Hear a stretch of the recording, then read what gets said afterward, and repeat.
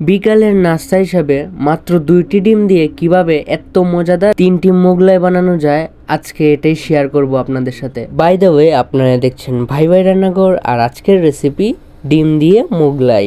তো মোগলাই বানানোর জন্য আমরা একটি বলের মধ্যে নিয়ে নিলাম 2 কাপ পরিমাণে আটা, তারপর স্বাদ মতো নুন দিয়ে মিক্সড করে নিলাম। এরপর দিয়ে দিলাম তেলটা অল্প ইউজ করবেন, দেখবেন যে এই যে কিছুক্ষণ করলে এরকম দলা বাঁধবে।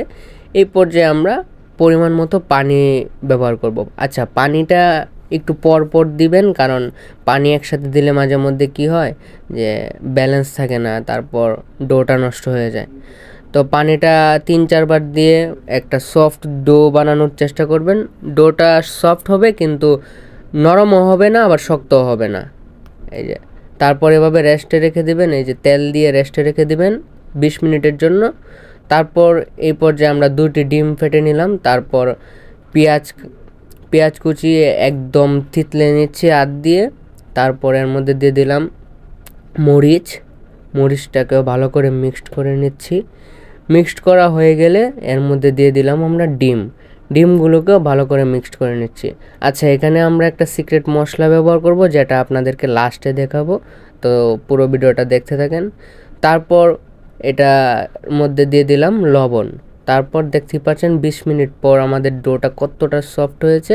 তারপর ডোগুলোকে একদম সমান করে 3টি ভাগ করে নিচ্ছি। 2 কাপ পরিমাণে 3টি বিগ সাইজের মোগলাই হবে। তো দেখতেই পাচ্ছেন আমরা আটা দিয়ে এর মধ্যে এটাকে একদম গোল করে বেলে নিব অনেক ভালো করে। আচ্ছা, এখানে একটা কথা বলে রাখি, এই রুটিটা যেন একটু বেশি বড় হয়, কারণ বড় হলে যে ঠিক এরকম সাইড, আর বেশি পাতলাও না এবং বেশি মোটাও না। তারপরে এই যে সিক্রেট মশলাটা হলো একটু মাংসের মশলা অ্যাড করে দিবেন, কারণ মাংসের মশলাটা দিলে অতিরিক্ত লেভেলের একটা টেস্ট চলে আসে। আপনারা একবার হলো ট্রাই করে দেখবেন বাসায়, তাহলেই বুঝতে পারবেন।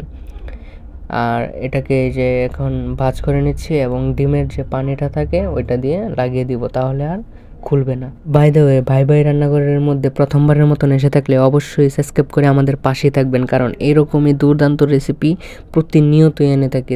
কথা বলতে বলতে আমাদের শেষ হয়ে গেছে। এখন আমরা এই যে ভাজ যে করছিলাম ওই সাইডটাই আগে তেলের মধ্যে দিতে হবে, কারণ না হলে খুলে যাবে। তারপরে যে দেখেন একটু তেল ছিটিয়ে দিচ্ছি। তারপর দেখতেই পাচ্ছেন উল্টানোর পর কালারটা কতটা সুন্দর এসেছে, অনেক জোস।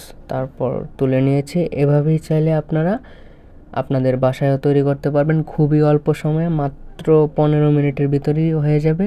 খুবই অল্প সময়ে আপনারা বাসায় ট্রাই করতে পারেন একবার হলেও। আর আজকে আমার ভয়েসটা একটু অন্যরকম লাগতে পারে, কারণ অনেক দিন যাবৎ ঠান্ডা লাগছে, তাই ভয়েসে একটু প্রবলেম করলে আন্তরিকভাবে দুঃখিত। তো আজকের জন্য এই পর্যন্তই, দেখা হচ্ছে নেক্সট কোনো ভিডিও নিয়ে। আর অবশ্যই একবার ট্রাই করে কেমন হয়েছিল কমেন্ট করে জানাবেন।